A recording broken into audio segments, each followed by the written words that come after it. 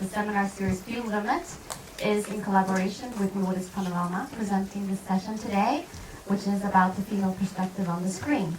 My name is Klara Grunning, and I'm the film commissioner at the Swedish Filminstitutet. What we see on the screen has a profound impact on the way we see the world around us, don't you think? There are only so many stories, I would say. Most of them are probably told. But what really makes a difference is the perspective that we look upon ourselves and through these stories, and who the messenger and who the creator behind it are. And in this case, in film, it would be the director and the participants in the films. Why do we need female stories on film, really? And how do we elevate focus to steer away from stereotypical perspectives? Is there enough knowledge in how we support and evaluate women's voices? Those are all questions that we will talk about in this panel today. We will show clips, and this panel will discuss with me all these different things. The session is structured today in 4 blocks that we will focus on different topics under the female gaze. But first, I want to start with inviting Malene Pedersen, who is a Danish producer for documentary film. She has a little bit of a declaration she wants to share with you. Welcome. Thank you, Klara, and thank you for being here. It's wonderful to see such big audience for a session about the female gaze.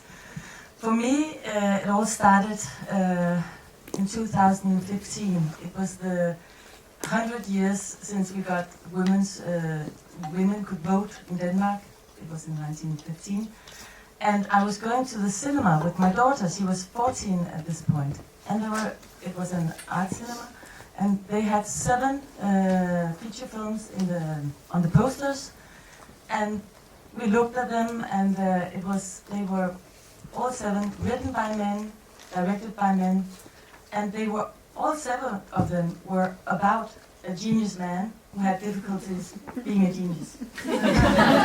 So we looked at each other, and I don't even think my daughter thought about it, because she was just used to this fact that when you go to the cinema, it's about men and boys, and women and girls are daughters and mothers. They are not the main character. And then I got this tunnel sight.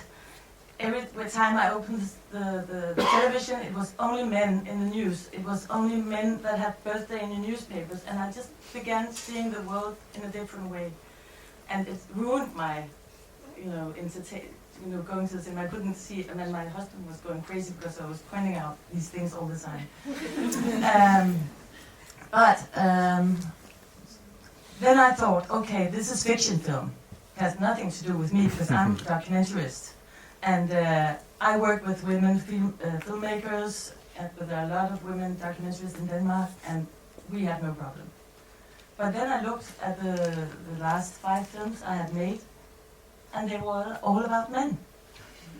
And then, because obviously when we are thinking about what is a good film, what is a good main character, then we look at a male genius that has a problem being a genius.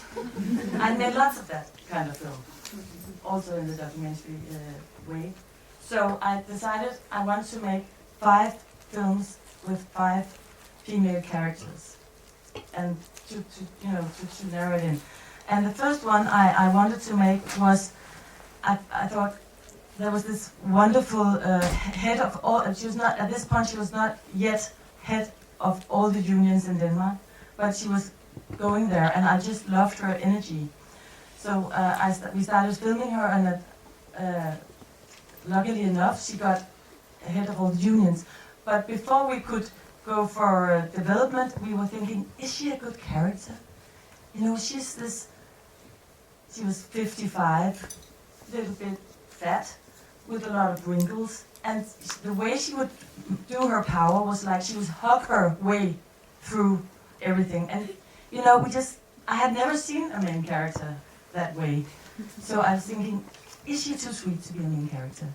But then we started filming her, and we could just feel that was the originality, actually, having a main character who was fat, little, in her red dress, and then hugging her way through, up in the, gaining power with hugging.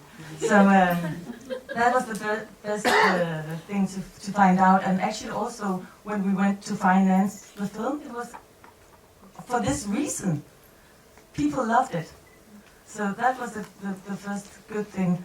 And but there are many reasons for us to make. Not only because my daughter has to have different people to identify with on the screen, but it's also because we have to get used to watching different films or main characters. And I've also found out as a producer there's actually money in it. You really get something fresh and new by thinking in a new way.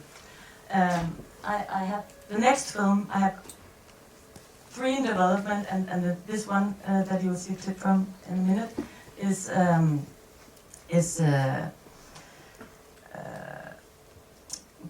almost finished. We're mixing today. We are showing it at IFA. We're not supposed to say it yet, but and it's about fat women being tired of being ashamed of their bodies. They have been on a diet for 20 years, and now they don't want to do that anymore. They want to go out, have a bikini, have a boyfriend, have a party. And when we started doing this film, one of the reasons why I wanted to make it was that in Denmark, 60% of all the girls in the high school, they don't like their own body. And I think that's awful, because they'll probably never be more beautiful. And why should it be this way? So this was also a film for the daughters. And what happened is when we started editing the film, we would film these big, fat bodies, and we were like, oh, can we show so much? And it's very like, oh. And we had all these discussions in the editing room. But now when we're finished, we see the bodies in a whole different way. We see them as silhouettes, because we saw so many fat bodies. So now we have a whole different view on fat bodies, and I hope this film will do this for everybody, because we have just been brainwashed with so much stereotype. 1% of women in looking people. So I think this will give us a chance to see something totally different, and I think we need that. So let's play the clip. It's the trailer.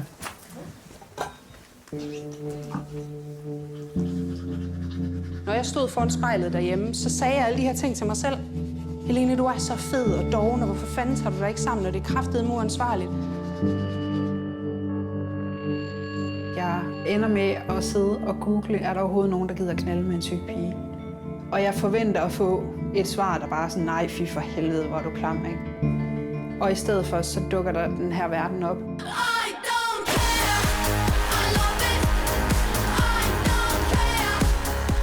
The second you stop looking for a skinny model in your mirror and start looking at you is the second you will start to appreciate what you are. You are fucking beautiful. Så nu är det krig alltså!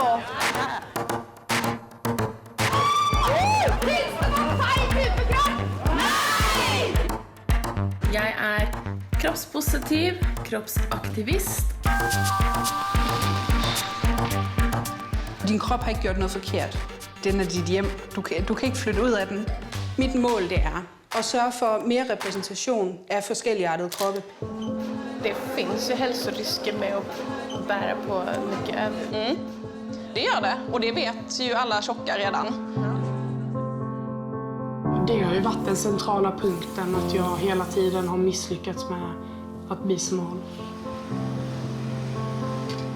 Det har tagit mig fucking 25-26 år för jag känt att det är jag som bestämmer över min kropp. Det är jag som äger min kropp. Just insisting on existing. That's the only option. I'm showing that I'm not ashamed. Jeg synes, det er så søt! Dette er meg. Dette er sånn jeg er. Og det skal rumme alt av meg. Du er god nok, og du må alle de ting, som alle andre må. Jeg er tjukk og gir totalt faen!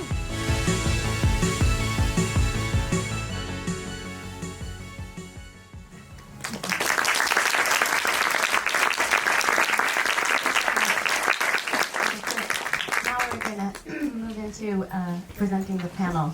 I just want to present everybody who sits here. Thank you for being here. Danielle, Beverly, you're a filmmaker and you're also a film educator. And Riton, you are a film producer and director and have a background in advertising.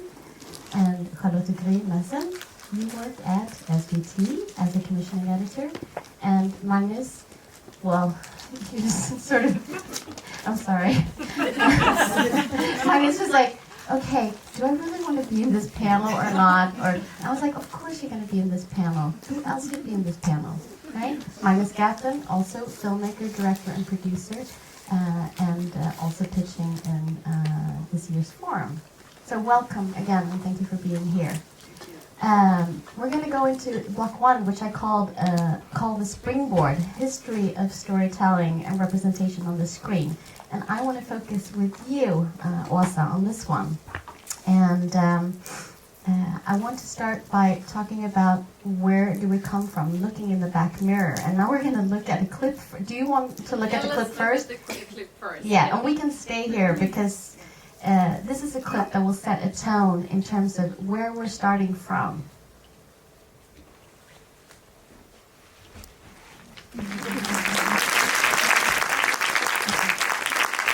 Thank you also for picking this clip to set a tone. I think it is really interesting to see how many people have written scripts where women ask, what do we do now? So what do we do now? Can you just tell us a little bit about yourself and your background and maybe connect to this clip? Why did you pick it? Yeah, sure. I'm a director and I had a long line of education. I went to advertising first. I studied graphic design at Central St. Martin's in London, and then I just did films. I applied with films. I did films during that education, so I was clearly in the wrong place.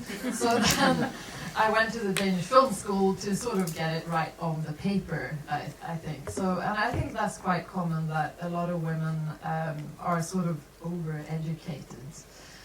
During that time, it was actually the first time in the Danish Film School when it was 2 female DOPs who was accepted out of 6 students every 2 years. And that was kind of radical at the time, so things are moving forward, I think. And I think I chose this clip because it's sort of a backdrop of where we're all coming from. And I feel like already today, Reese Witherspoon made this comment about all these clips, because this is what kind of scripts she gets in her hand all the time. And she made this comment in 2015. And I feel like already that feels like really old-fashioned, right? So a lot of things happened since then. And when you see this, you're like, in what kind of crisis situation would a woman actually not know what to do? It's like the opposite, right? Yeah, I think that's enough for that clip. Let's move on to the next clip, because I can tell you a little bit more about my background when we get to the film project that I'm working on by the end of this. Yeah, I think we're first going to look at the clip Run Like a Girl. Yeah. And this is a clip made from a project called Run Like a Girl by Lauren Greenfield, who's an American filmmaker. And this was actually made as an advertisement, and that's also why we're going to talk about it, because I want to hear about your perspective coming from that world and what images really mean and the power of them when you see them in such a short amount of time, but on so many screens. So let's look quickly at that clip. Yeah, so this is also an older project, right? Yeah, so this was directed by Lauren Greenfield, who, by the way, have an amazing exhibition at Louisiana at the moment, Generation Wealth, in 2014. And at this point, this was something really new. And it really affected the whole advertising industry. Within a week, it had 31 million views, and it went viral instantly, and apparently it was like a huge need for something like this. And from my own point of view, being a director and also having had one foot in the advertising industry from the very beginning, I went into, I can tell you how I went into the advertising industry. I became a single mom with a 9-month-old daughter. And my family, in all well-meaning, they just said, maybe you should take a real job for a while, just to support yourself. And I think it was the first time in my life when I realized that I couldn't do anything else than direct. And I don't think my ex, the father of my child, who was a photographer, I don't think he got that question, like, maybe you should take a real job so you can support your daughter, you know? So I was really faced with this situation. And I looked around in the film industry and was thinking, you know, how can I support myself and my daughter now? And I could see there was one area, this was 6 years ago, it was 6 or 7 years ago. It was one area where there was no female directors, and that was within commercials and advertising. So I was really provoked by my family, and I was really provoked by that situation. Like, I could see this is where the money is. Why is this the only area with no female directors? So I just figured out what was the best production companies in Sweden for commercials, and I knocked on the doors of the 5 best, and I got signed at Camp David Film the same week as the first female director ever, which is really crazy today, right? And 1 year later, I was signed at Ridley Scott Associates in London and LA as the second female director. The other one was Jordan Scott, who was Ridley Scott's daughter. So it was like a completely different time. And then this film came out, and I would say it's a game changer. And people could all of a sudden see that it was a huge need for this. And considering that, like all the products we buy, 85% are women. So having like the opposite of male directors, it makes no sense. So to me, I could just see that maybe if I sort of, I do the commercials now for a while with my little daughter, maybe I can make a change on what kind of images you push out there, of what kind of women you show and what kind of scripts you take on and so on. So that was really the reason why I wanted to show this. Åsa, you're also working on a different project that is a cross-platform film that's called Her Story. Would you tell us a little bit about that? It was, for those people who were here last year at the forum, it was pitched there as a wild card? Yeah, so we're in development of a documentary project called Her Story. Maybe we should show that clip before I talk about it. Yeah, we have a little clip from the mood film for the project. If a man came into your life, wouldn't you want to compromise? Stupid. Tell me about your dress. Tell me about your dress. I have to ask you. Who are you wearing? I'm loving this Prada dress. This dress, a vision in red, a vision in blue. Who did the dress? In what world would you think that would be an okay thing to go to anybody? Anybody. If you could use makeup or your phone one last time, which one would you pick? Is this what you think girls have trouble choosing between? Yeah, absolutely. Is this you? Yes. How come you get like the really interesting like existential question and I get the like rabbit food question? It's awfully young to have so much success so far. You don't worry about being peaking too soon. Well, now I am. God. don't live in a world that is necessarily really like encouraging for young women to be ambitious or to be confident or take what is yours. Do not age, because to age is a sin. I definitely dealt with people acting like being a woman writing about your own problems was somehow silly or unnecessary or not contributing to the cultural conversation in an essential way. She was so angry. She was shrill. You know, those are the words meant to keep women in their place, and I'm not putting up with it anymore. I want women to watch this. I want you all to pay attention, because this is what happens when we don't stand up. Men are more inclined to and maybe better at making films with lots of car chases, explosions, monsters, outer space I don't think that's action. right. Isn't it? I think any woman director who really wants to make a movie like that is going to be just as good and possibly add something else to it. We're going on a mission. There's really no difference between what I do and what a male filmmaker might do. Try to make the best movie we possibly can. So in that sense, it's very similar. On the other hand, I think the journey for women, no matter what venue it is, politics, business, film, it's a long journey.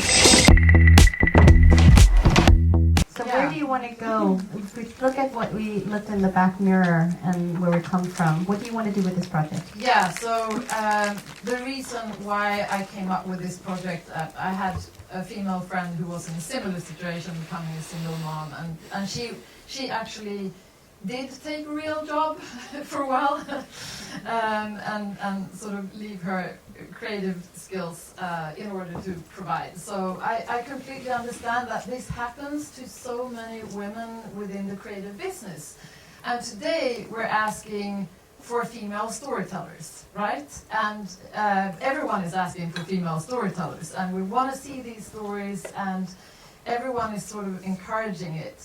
But through this project, I also want to show the backside of being a woman and what you actually have to go through in order to get there. Because I wouldn't say that we are on equal terms today, even if we want to. And even if we're Scandinavian and being, you know, in countries where we should be quite equal, we're still not there yet. So I think it's really important to see the stories behind a lot of these women in order to get the whole picture and maybe start a discussion that we can take further. And the people we see in this trailer is obviously women that have already been known in media for a long time or in films. And what is your idea behind that? Why are we looking at those women that we already see, I mean? Yeah, because it's so few of them actually. So the ones who actually made it, I think that's why it's interesting to hear these stories, because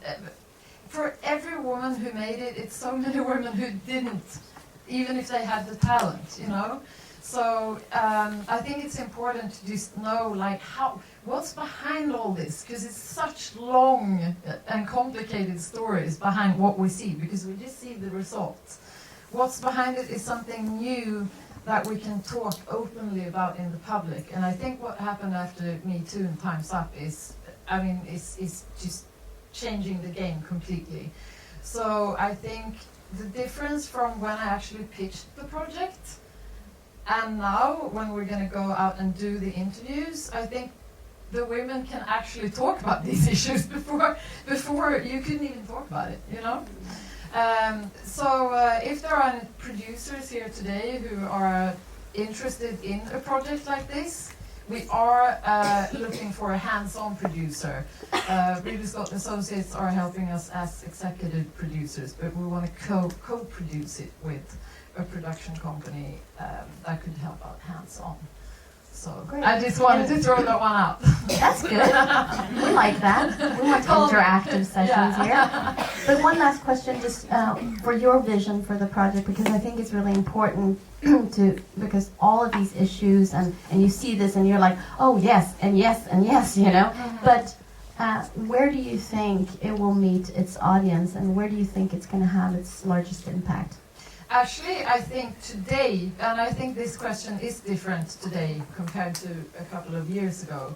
So I think today, for young girls, because I want to make this difference, because I didn't have any female mentors when I went to college, and I didn't have any real female role models when I grew up, really. So I want to give it to the next generation. It's quite a natural process for me, but of course, everything that we've seen here is a part of me as well.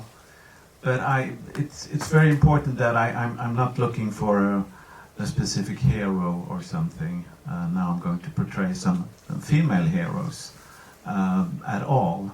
I'm looking for complexity. I'm looking for the failures. I'm looking for the courage and the humanity. That's what I'm after in my films. So I would never do anything like you're doing, Elsa, because I'm more interested actually in the failures. I didn't answer your question really, but it's about what I'm doing, and I have to trust my intuition. I can't work with a program. And I know in earlier conversations we have collaborated on a couple of different projects in the past, and you usually talk about this riddle that you're always looking for in a project, and is that how you find the project? Because whether you choose a project for a woman or a man character, which you don't, can you talk a little bit about how you choose, like the stories choose you, or? Yeah, sometimes the stories is definitely choosing me. I need a challenge, that's the first one. I need to do film that it feels almost impossible. That is like a good starting point for me. And I've been working with an archive footage material that is very old. It's from 1945. It's survivors arriving to Malmö, and they're standing there in the harbor of Malmö, and they are filmed in the moment of their freedom, and it's mainly women. And I had this idea of, okay, is it possible to find out who they are? It's so long ago, but that was a good challenge. So the challenge is definitely something that I'm looking for. And I'm looking for the personal connection, because my father was a young boy seeing all these people coming into Malmö, and so that he was the reason that I started to do it. And now I'm doing actually the third film about that specific archive footage of women from the camp standing in the harbor of Malmö, which is quite crazy. I never thought I would do that. And because I'm investigating the riddle, the secrets of this archive footage. And then I found this, because I've been watching this material for like 10 years, and there was this amazingly enigmatic Chinese woman in this prison uniform, directly from the camps. And I always looked at her and wondered, what is she thinking? Why isn't she really happy? Because now she's liberated from the camps. And then I found out this amazing love story, that she actually met a woman in the camps, and they fell in love. And just to mention, the two films that you made based on the same clip is Harbor of Hope and Every Face Has a Name, and have been released earlier. And this is the third one in the trilogy. Should we watch a clip from the new film? Absolutely. It's raw material. I'm going to pitch it tomorrow, so this is like a short teaser for you. It's not like the long version. It's just 2 minutes, so you can get the feeling. And you will see these two women later on in life. They're still together.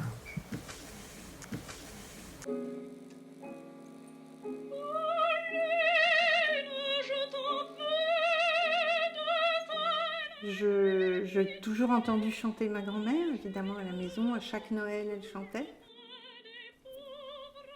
Tous les ans, jusqu'à sa mort, jusqu'au dernier Noël. Et Nadine, pour moi, c'était la compagne de ma grand-mère, mais je voyais rien de... Je voyais pas une histoire d'amour.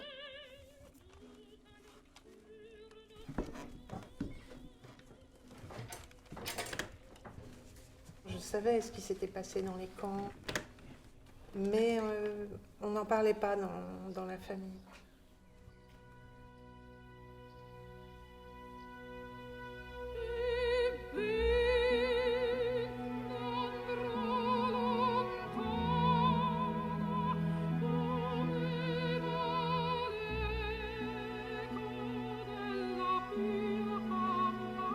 Noël 44. Je suis allée chanter chez les Françaises. Puis une voix dans le brouhaha. Chantez-nous donc Butterfly. L'émotion coule dans ma peau. Je sens la chaleur de mes yeux entre mes paupières. Battement de main. 2 bras me serrent, 2 baisers sur ma joue. Butterfly est devant moi. Ses cheveux noirs, sa peau d'ivoire, ses yeux obliques. Mais Butterfly de Ravensbrück est chinoise et non pas japonaise.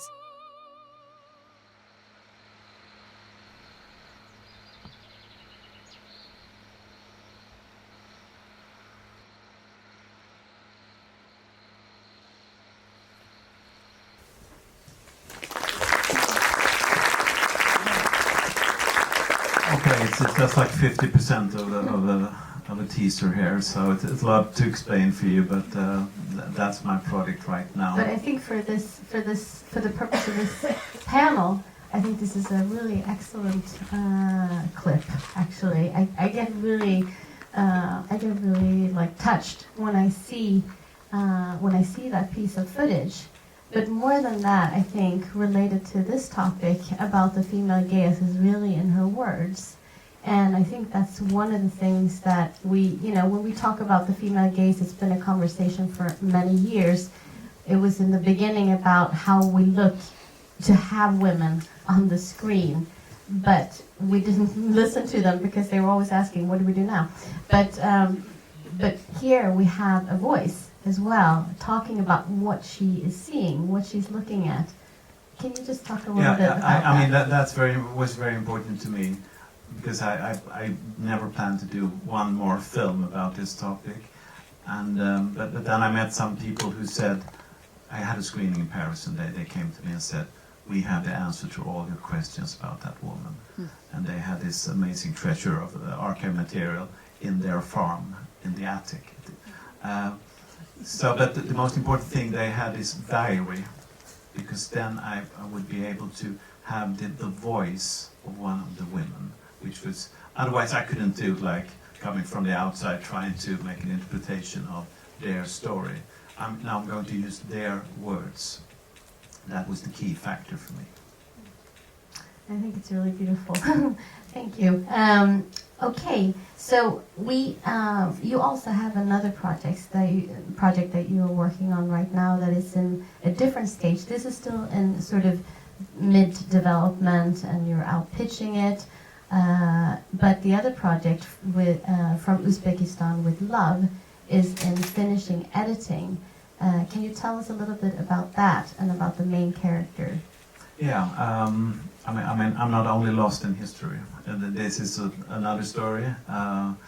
It's about a woman, a human rights activist from Uzbekistan. She's a political refugee now in Sweden, and she's fighting for her brother, who is jailed. He's inside a jail called Yaslik, which is placed in the very remote desert areas of Uzbekistan. And this prison is called the place of no return, or sometimes the house of torture. And he's been there for like 20 years. So when the film starts, she's trying to establish a contact with her brother, because she has not heard from him in 9 years. So, and her name is Dilya, and you will meet her now when she's trying to find out some information from a guy. Should we look at that? Yeah, yes. Please. А в каком отряде он там? Не знаю. Смогла приехать к нему в тот момент, когда его перевели туда. И он осужден по религиозной статье, как политик. Да. В основном то, что взрывы, если помните, вот в 99-м году, в феврале. Да. Вы знаете, жизнь там очень жесткая. Отношения очень жестокие. Слава Богу, я говорю, я не мусульманин. Вся Санчез в Джаслыке была забита ими. И наблюдал, как их уже туда забрасывали. Избитых, обессиленных. Можно сказать, в полубессознательном состоянии их уже туда приносили. Ну вот моего брата звали Искандар Худайберганов. Было такое знакомое такое имя? Нет, нет.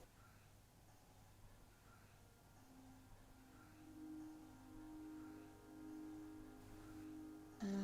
Вот на том же пожизненном, как я вам говорил, в изоляторе.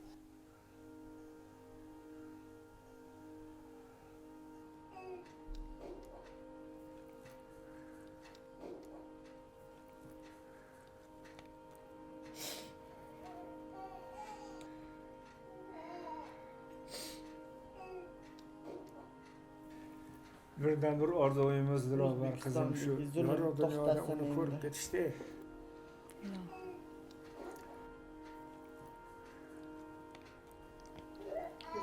Sog'inch cheksiz yureli. Shuncha umid bilan kutdik, noumid bo'lmanglar. 40ga chidadik, Xudo xolasa 41ga chidab o'tamiz. Hamma sabrni o'zimdan mukofoti bor.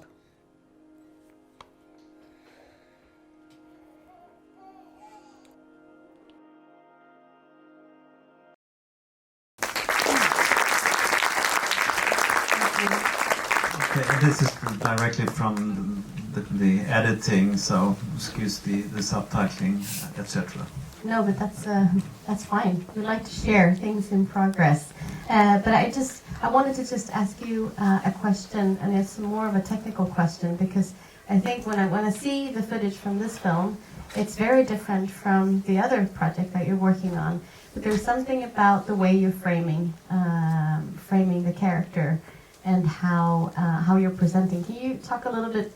What is the thought behind these really close-ups, basically, of her and about these conversations? And do you have any thoughts around that? How you sort of portrayed her on screen? Yeah, of course. I mean, I've been working with the same cinematographer, Caroline, sitting up there, actually, amazing photographer. And so we discuss always. I mean, we're out shooting in the day, and in the nighttime we go through the shootings and we discuss what kind of framings we want to use.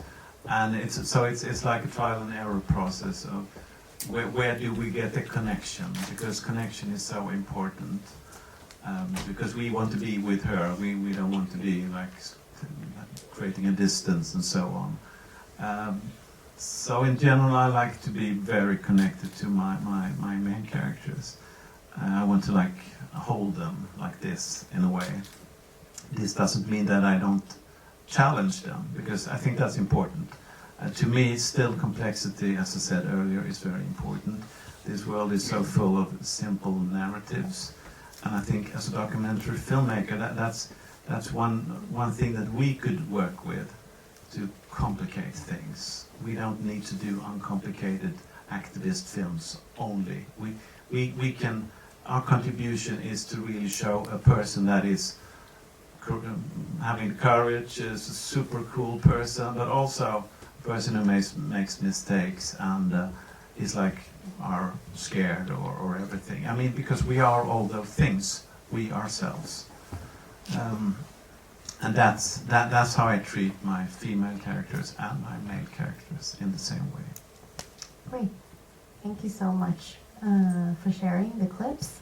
And now my gaze is turning to you, Charlotte, from SVT, commissioning editor, and have a background working both at SVT, but also before as a sales agent in Denmark for DR Sales.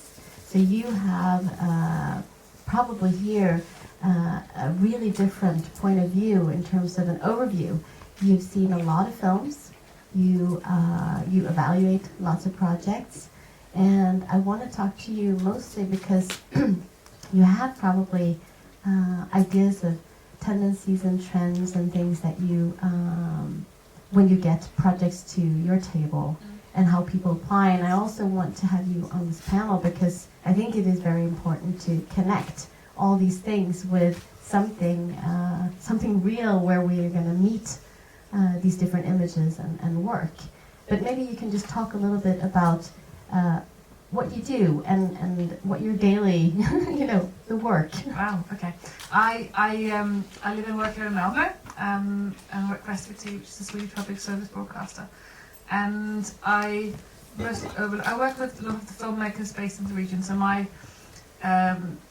position at SVT is to find projects that will somehow mirror this part of the country, southern part of Sweden, which I think also plays into the discussion today in terms of how SVT acts as a public service broadcaster and what we aim to do. And I think it's really important for us to, and that's a part of our mission, is to mirror the entire country. That means that we are not only in 50% male, female, but in any way, north and south, wherever you're from, and also the types of stories that we work with. And so what I do is I work with filmmakers. We don't produce ourselves, so I work with filmmakers like Magnus and people based in the region, and we commission 6 to 8 single documentaries a year. That's what we do practically. And people apply to you, so you are sort of receiving whatever representative of views and projects that are out there. Yeah. You don't go out and you handpick things yourself. We don't. I mean, all this stuff. So people come to us. So we're depending on people who have great ideas. I don't do ideas, but people come to me with great ideas. Because I think you probably get questions like that sometimes. We do get questions in terms of what if we want to work with SVT, what are you looking for? And it's really hard to say, because at the end of the day, what we're looking for are people who really want to tell the story. Like Magnus is saying, it's so important that you own the story, that you don't. I work with lots of colleagues who produce for TV, and they will go out and commission a show or a series or something like this, which, I mean, basically what we're looking for to fill the schedule. And I'm in a position where I need someone else to come up with ideas. So that doesn't mean that we don't discuss issue in terms of, who creates the film, what is it that we want to tell, how do we reflect the story. So we do go into the process but it's not, end of the day, not our decision. So we try what I'm looking for specifically, and I think maybe that's why, from broadcast perspective, we look things slightly different, is we have the entire, output of what we do. So I have to, when someone comes to me and say, you haven't done this story, no, but maybe the news covered it, or maybe someone did a series about it, or, entertainment, or whatever, a fiction series. So we have to look at the entire thing and try to sort of balance things that way as well. Yeah, because I'm thinking some other institutions, maybe like the Swedish Filminstitutet or other institutes, we can go out and we can say, oh, we have this agenda with things. We want to do, we want to hire our diversity and our equality. And how does SVT or a public broadcaster, you think about those things? Or do you think in other terms? We do think in those terms. We don't specifically say that we have a target saying we have to have 50% female directors or something, but we have to somehow reflect what we do, and it has to come across on what people see on TV. So we have to have female characters, in every kind of programming, and not necessarily just about female issues or but these things, but just like reflect what people see and what they meet. And so I think that doesn't mean that we don't measure things. We do measure things. We do count. We count. End of the year we count. And if there are great discrepancies, then it's something that we need to address. So it is something that we address in our daily work. I'm not saying if I get 2 great ideas, that's what I'm looking at. At the end of the day, I'm looking for great ideas. But I do look at things that, if I've done 5 films about male characters, I do need I want to do 10 about women, And also not maybe try to balance it as well, so that there are some that we do that deal with strictly sort of like feminist issues, but also then try to balance it and then get characters where we get women that are not fighting for a cause, but who's there because, not because she's a woman, but she's a person and she has a great story. And then we have to balance those things as well, because I think those are the hardest ones. We do get lots of projects, luckily, about feminism, about these things, and they do really well sometimes. Recently we had a documentary portrait that sort of almost initiated a second wave of Me Too in Sweden that was seen by 2.5 million people in Sweden, and it's like every fourth person in Sweden saw this film.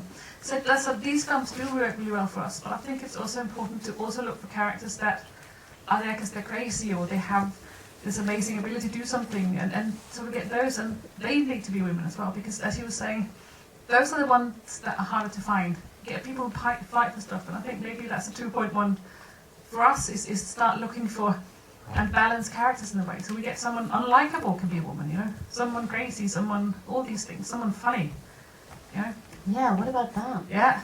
Some humor in documentary, that would be great. That'd be great, yes. No, I was thinking about what you said. At the end of the year, you count some of these statistics, whether they mean a specific plan or not. But do you think do you see a big discrepancy at the end of the year between the projects that came in, not necessarily projects that got put on screen, but are there more stories by men that are coming to you?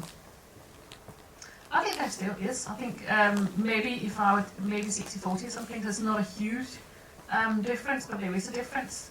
I mean, I think the most interesting is actually when we look, because we do the numbers for the documentary departments. That means that we do Swedish productions and co-productions, and we also acquire and co-produce internationally. And it's in the international productions, when you see, we count per category, you know? So when you get the figures, you know, we do quite well in the Swedish ones, but when we get to the international ones, that's where we see the big difference. There's a huge overweight of male, not just because we count behind the camera as well, so we count what we see and who directed the film. And I think that's really important in terms of evaluating, because the gaze obviously goes all the way from from behind the camera and the manuscript and all the different creative parts of making what we see on the screen. To me, I think that's a huge challenge, because the international films that we will co-produce and go into tend to very much be focusing on sort of big geopolitical issues as well, where you get experts, when you get all these things, you know, and that's when they tend to be male skewed as well. And it's really just like you were pitching a story once that was about, you know, how all the myths of female character, and you were saying that, you know, that there is a myth, and I didn't know it was a myth at the time, that how you get experts to be on television is that you tend to get more male experts because like women don't really want to be on TV. Yeah. And it was really interesting because you were saying that's a lie. I was like, really? Because we had that as well. Exactly. We made a documentary last year called My Irresistible Man, where the female director, she was married to the host of a very important and serious TV show called Deadline. And he was not a feminist, and she is a feminist, and she couldn't understand, why are you not fighting? And he says, but we don't have a problem, because, you know, she says, why don't you have more female experts in your show at night? And say, they don't want to come, you know, because they don't have confidence. We call them, and they say, no, I'm not the best to answer this question, and so that's why it's their own fault. I'm sorry. But then they had a student that started counting. How many women experts do we call, and how many women experts do we have in the studio? And they found out that they call exactly 25% women, and they have exactly 25% women in the studio. So it's just more annoying when the woman says no, maybe, I don't know. But then in 1 month, the women says no. Yeah. In 1 month, by counting, they changed it. So now they have 40% women experts in this. So it's just, and now he's a feminist. And I think that's it is important, because whether you want to or not, these statistics, they may not be something we want to talk about, but they do matter. They do matter at the end of the day, because if you want to make a change, you have to kind of look at the hard facts at one point or another and work with them. And I think it's really, I got inspired when you said that film was seen by 2.5 million people in Sweden, and just to reconnect to your assignment as a commissioner for public service television, I think it is really important platform. I mean, look at how many people it can reach. And that is also something, you know, it's a lot of different discussions now, which platform meets what kind of audience and how do we reach the largest. But I think that public television is still an extremely important platform to be on. Can you just talk a little bit about just public television and in general, like, is there anything like, you know, in the nearer future that you see as sort of a hope, you know, more hopeful thought about it? Because there's so much negative discussion around it. Sometimes, what are we going to do? Is TV going to stop? And yeah, we're not going to stop. No, we're not going to stop doing Flow TV either, I think, in the near future. I think it's like, for us, for documentaries at least, the challenge is that we're moving more online. So we want people to watch our documentaries online because that's where we're finding that people more often go to look for documentaries. I mean, if you ask people in Sweden, what is it that they're looking for online, I think obviously fiction is first, but I think documentaries is either second or third on the list of what people watch online. Then we can obviously define documentary in many different ways, but I think that's really great, and I think it gives us a lot of leverage at the moment within SVT when people focus on our programming. And I think but it does mean that we're looking for stuff that will do well online, and that's a challenge in terms of how you tell the stories and what kind of stories you tell, because you need people to, there's a difference between watching TV and Flow TV is actually, I know that people do have remotes, but a lot of it's like leaning back and then someone's curating for you and someone's telling you what to do, and that means that we can sometimes, you know, squeeze in things that are perhaps a bit more tricky, and people will still watch them. I mean, documentaries, even if at the moment everything in TV is like there are less people watching, but I think still when a documentary is doing less well than it did a few years ago, it still like reaches 100,000 people in broadcast. I think that's amazing. That's a lot of people. It may not be like when you compare it to, I don't know, Melody Festival or something. So I teach documentary filmmaking, and I have to say that, so we have students from 30 countries, all over the MENA region, also increasingly East Africa, Pakistan, Asia, etc. Majority Muslim. And the stories that they're telling are remarkable, brave, courageous, and sometimes they're also universal. Well, I think it's so interesting. When we talked about, you know, your work, basically, and as a filmmaker, you've been making film for many years yourself in the States, and how these new generation of coming filmmakers, how they're affecting your point of view as a filmmaker. You were in a little bit about, you know, you gaze through the camera, but has this experience working with these younger filmmakers and sort of drawing out what they're going to see and how they're going to work with their stories somehow affected how you see things? It's affected me in two ways. So as an educator, I teach a course called Women in Documentary. It's a survey course, it's not a production course, where we look at women-directed documentaries. They're from all over the world. They look at gender, sexuality, art, history, politics, all sorts of things. The subjects are not always women, i.e. the participants are not always women in front of the camera, although often they are, because of access, interest, etc. And so when I took that course to Qatar, I thought I really need to have many more Middle Eastern women filmmakers. And so I bolstered that course with filmmakers from, Egypt, Iran, Morocco, etc. So that has definitely opened my mind and understanding of the Muslim world, of the Middle Eastern world. And then since I was there, I thought, well, I need to make a film here. I knew I wanted it to be something that looked at gender in the region, but there was so much I didn't know. And so by teaching young women, they basically taught me about what their feelings are about how they're represented, who they are, what their challenges are, what the things that people don't know about them except for them, right? They talk amongst themselves.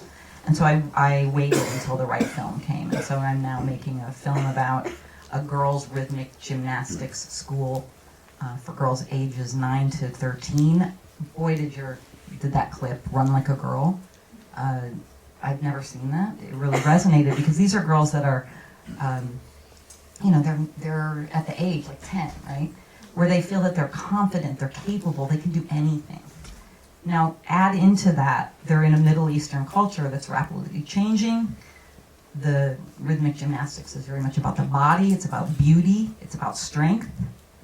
And so it's very complicated, as you were talking about, having stories that aren't just about heroes, they're about lots of different edges, things you can't quite understand and want to understand. And so I'm seeing that now. I'm just dying to ask one thing about these younger filmmakers. What do they,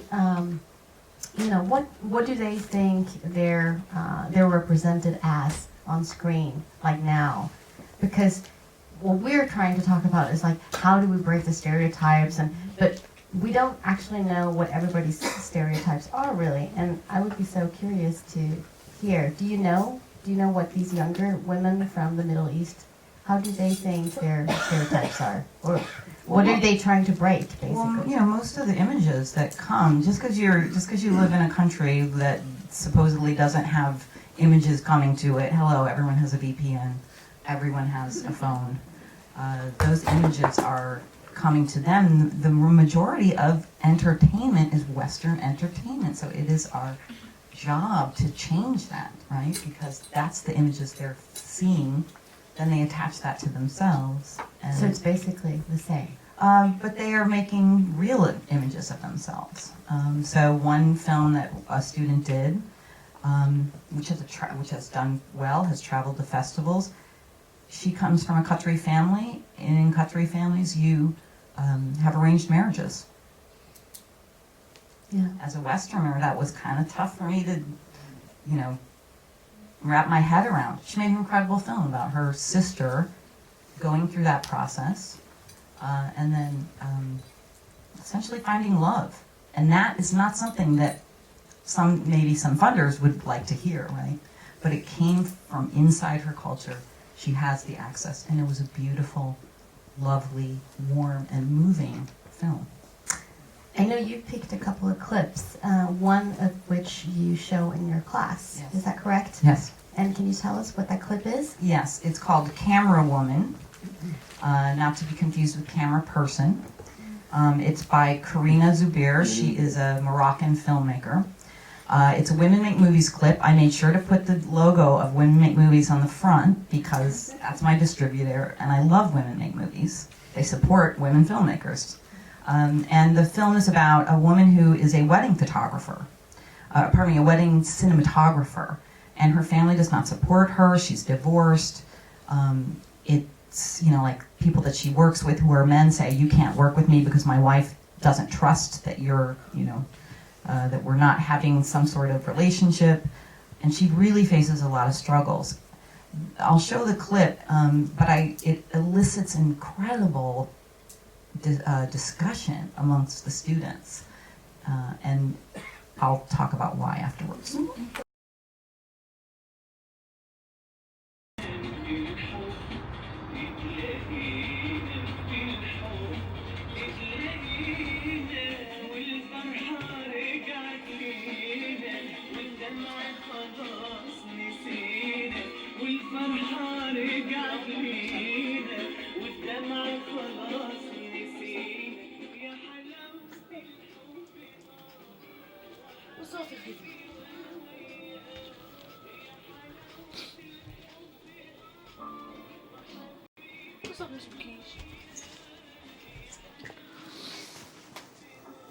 عمرتي يمخك تسيبين فيك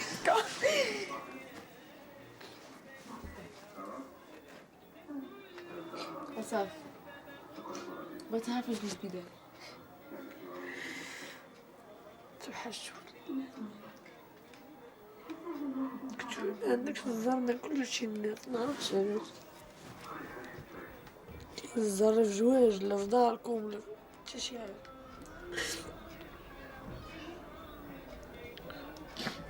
داركم ينوض يقولك تزوجي واش طفرت وسام الاول بقى ليا في الثاني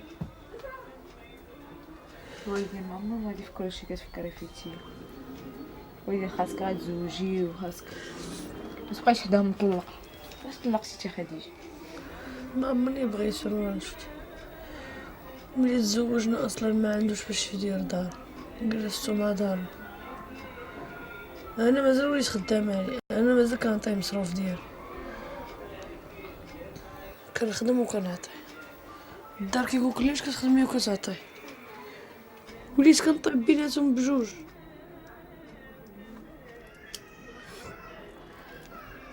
درت لي فخوات درت طلاق خويا طلقت راسي براسي يساك الصبر عليه عام عامين. There's a lot of pressure on my women students to marry by their families. That is something they deal with, and they want an education. So they were really that was really resonating with them. It's a very emotional scene, of course. You know, two characters are connecting, but Khadija wears a hijab when she's working and when she's in public. That's the woman who's crying. She's not wearing a hijab in that scene. And half the class is like, she can't be filmed. She's not wearing a hijab. How did the filmmaker get that? And the other class is like, well, the filmmaker is obviously a Muslim woman, so she has, you know, access to, but they're like, gosh, they can't put that image out there. And so it's really, really amazing because it's about the perception. It's about who's holding the camera and the I would say the agency and the permission of the participant to feel trust in the person holding the camera, and then let that image be shown in the larger world. I think that's it. I mean, we can think about these things before when we look at this, but I think I wouldn't personally get all of those things into that. I may do that in a different situation with a different image, but I think it's amazing that that can open up, you know, just that reaction to something. And what we focus on, how different situations focus on very different things, and how it can start a dialogue, more importantly. We don't have that much time left, actually, but I want to, just for you to have a second to talk a little bit about your next project, and I think we'll have time to, before we end, see a short clip. The whole 4-minute clip? The whole 4-minute clip. You have to see you that. will have a 2-minute Q&A. There's no rhythmic gymnastics in this particular clip, and this is a very softly edited clip. We're just beginning the editing. I've been filming for a year and a half. There'll be another year of filming. These are two girls. They're Egyptian. They're sisters, and they are just living their life during Ramadan. And you're doing this in collaboration with another creator? Yes, thank you for that. As someone mentioned this morning, there's a lot of talk in the United States about decolonizing the documentary world, who owns the story. I cannot be making a film like this by myself. I work with a 25-year-old co-producer from Qatar. She's a rising star in the Qatari film world. She's a former student. She's of this she's just not that far removed from these little girls in terms of age, and she also grew up in Qatar. She knows what life is like there, and so she's informing, of course, the project in a lot of ways. But she doesn't want to be making it. She's a producer in the, that's her role. Okay, we will watch this clip. Her name is Nouf Al-Saladi.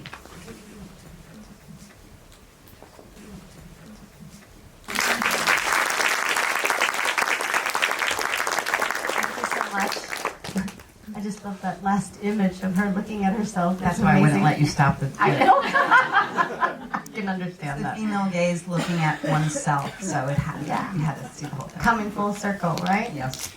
Okay. Well, thank you all. I want to. We have time for 2 questions. If there's anybody from the audience that have like something burning. No, nobody has anything burning. Okay. Yes, here.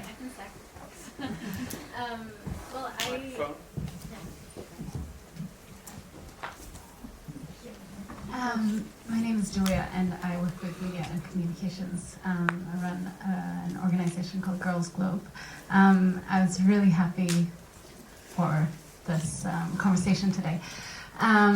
One question I had, and I was happy that Danielle gave some perspectives from the Middle East, because this panel is, of course, it's fantastic that we're talking about the female gaze, but I was wondering how much you encounter and actually think about the intersectionality as well in having a more diverse, group of people or characters that we show and portray. I think it's amazing to see these young Qatari or Egyptian girls, really amazing.